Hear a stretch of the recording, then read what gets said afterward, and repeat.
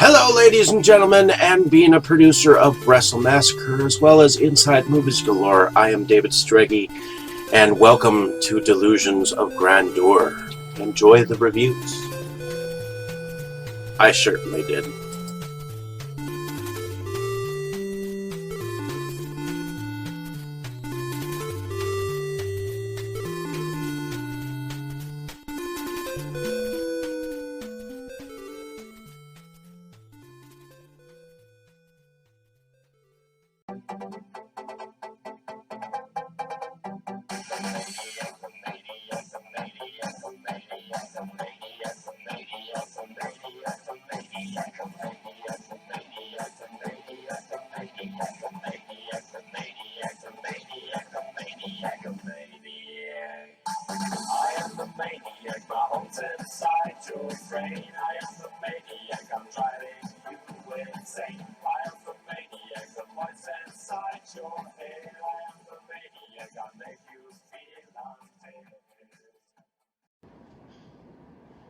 I'm setting the example.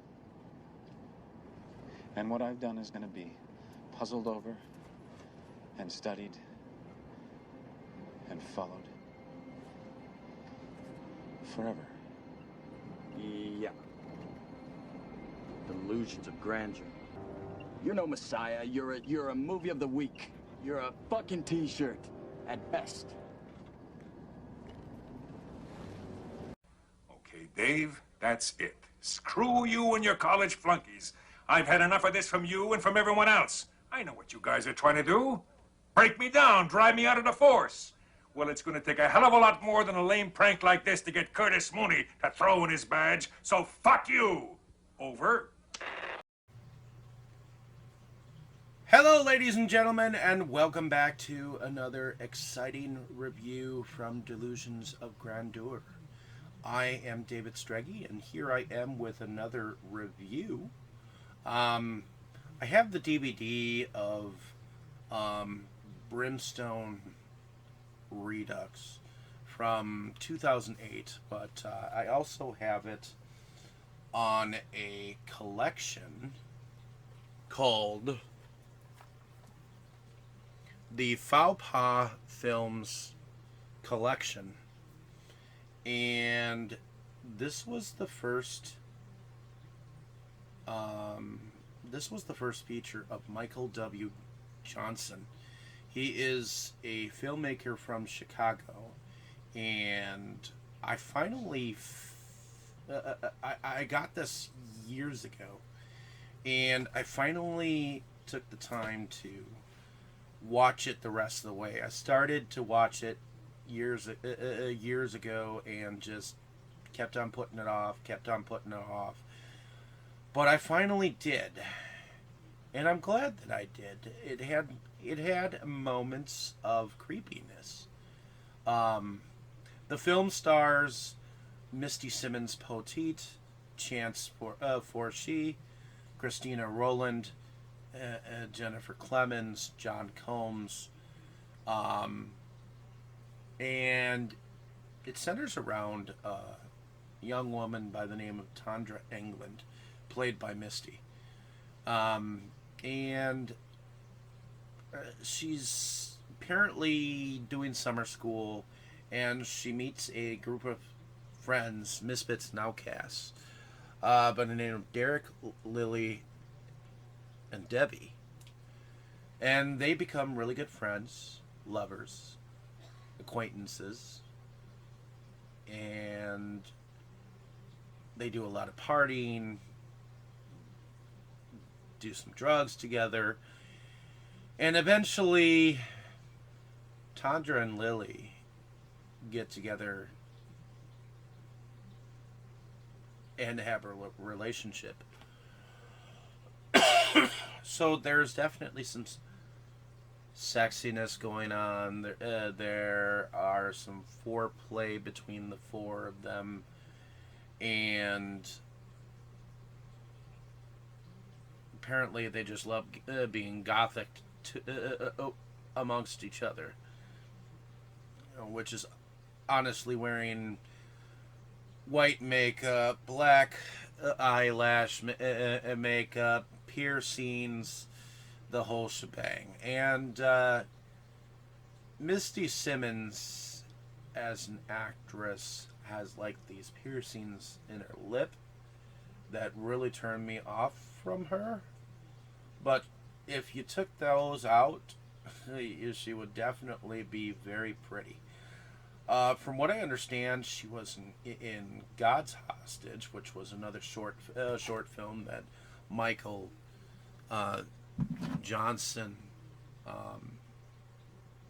had done. She was also later in Old Habits Die Hard from 2009. She was in several of the short films from Killer Shorts, um, being a part of the segments of Horror Host, Puncture, and The Last Rendezvous, which was a Michael W. Johnson anthology. She was in a movie called Red River later on in 2011, and the last film that it looks like she was in as an actress was Psychical Effect in 2012, which there she played Misty the Fighting Girl. But here she, after spending a lot of time with these friends of hers, she ends up having to go away to like college or something like that, and she ends up coming back, and her friends are all different. They all definitely seemed different, and Derek ends up going home. Evidently, no one sees him for like a day, and so Tandra and Devi go and check on him, and evidently he has put a gun to his head. And I do like these like interesting slow moments where as soon as you see someone has died.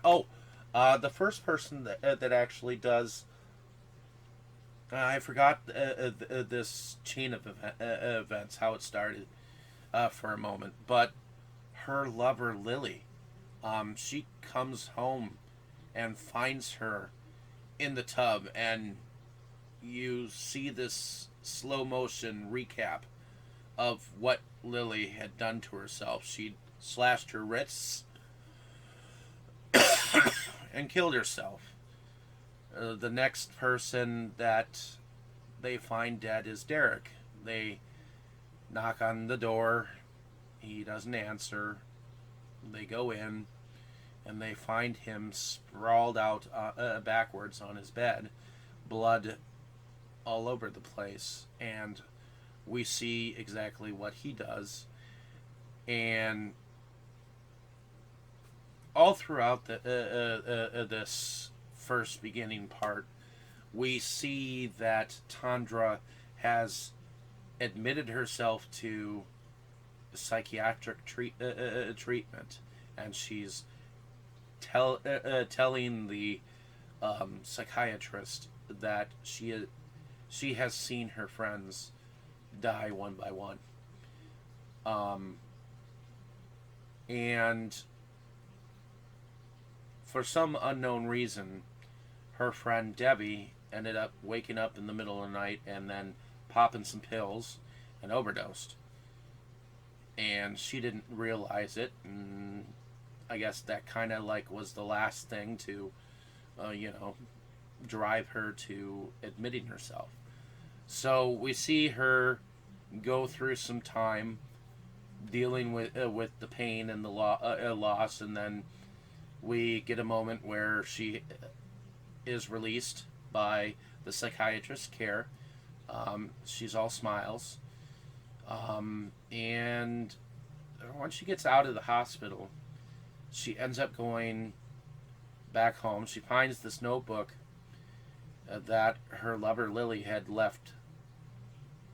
And it tells how one night while or one weekend while she was gone, that they had gone off to these woods that were kind of known for, being a place where people go and have sex and have parties. And something happened, and something that changed them. And that's all that she found.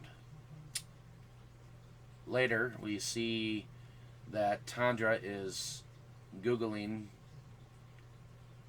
this area of wood, which is called Brimstone. And apparently, for 200 years, this has been a spot where apparently a cult of witches had evidently congregated there to to contact the devil in that area. Also, yetis and werewolves had been seen in that area, and a bunch of other crazy stuff, along with like over 60, probably roughly around 60 people gone missing over time. Also, a chopped up body that was left in the freezer, supposedly. So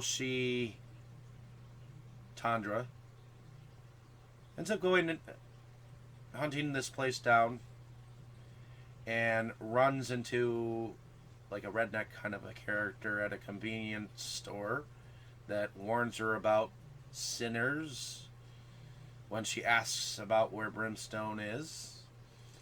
And I guess she's in contact with Lily's brother. But she ends up... Oh, there is a moment where she has a dream where she wakes up naked, walks outside naked, gets haunted by Lily, and comes back in. I think that's when she sees the notebook. I think that's my favorite part. She actually...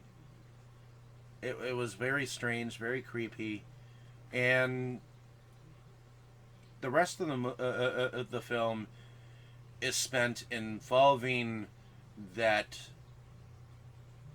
crazy redneck dude, evidently not liking the type of chick she is because she is gothic, and apparently wants to get rid of her and is tired of the people coming to the woods and whatnot. But something makes him kill himself, and we get several visitations from her dead friends, which are really creepy, and they just keep on repeating, do what we did, do what we did. And then we get what films always seem to give us, the suggestion or suggestive nature that nobody survived.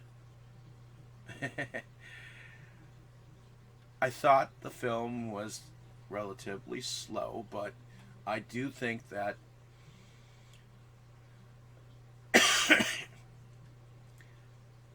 the storyline was relatively decent for the time period and the place in which the director is directing from. I know he's from Chicago. I'm not exactly sure where he filmed this film. It looks like it was definitely pieced together. I didn't think there was anything wrong with the acting, but the at least until later on, some of the acting was a little wooden, to the extent where, I wish we would have figured out what had happened like way beforehand, or at least a little bit beforehand. Although I do kind of like the whole finding out through the notebook and her actually having to do some work to actually find where this place was. But I do think for a first feature, this wasn't too bad. I mean, you can definitely tell it was a shot on a video film. I may not entirely like piercings in actors and actresses, but it was very hard not to, like, stray my eyes from those piercings in her lip for some reason. I know that it brought more to the story and more to the gothic atmosphere, and the fact that there was a band that had a lead member kill themselves. I wonder if this was more kind of a message that sometimes music is influential, and because I think that was part of what was going on. Like music had influenced these young people to kill themselves, and there was a lot of that going on, like definitely in the 80s, about music, about the music movement, that music was more harmful than good. So I wonder if he wasn't taking some of that influence, maybe on himself, to another level in this film. Another thing is I noticed a lot of the music. Some of it was definitely some heavy metal. Some of it was emo. And I didn't mind most of it. I mean, I almost wouldn't mind a soundtrack to this film. I definitely got into the music. He used the music well.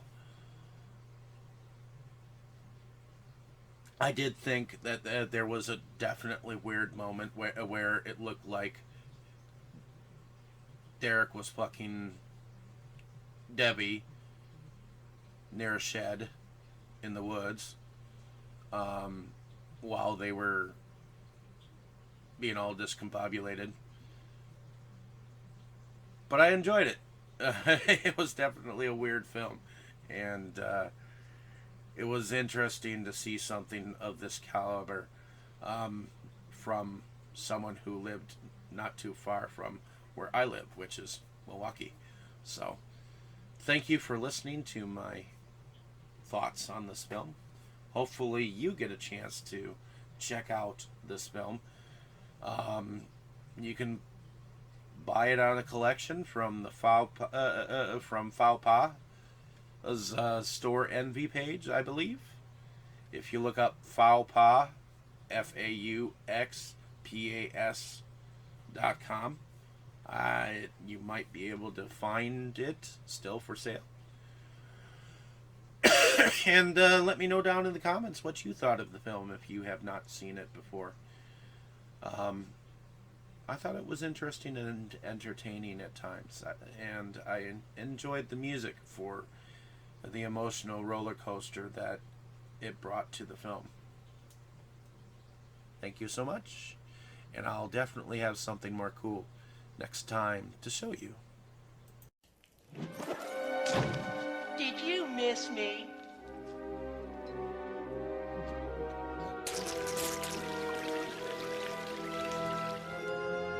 I guess not.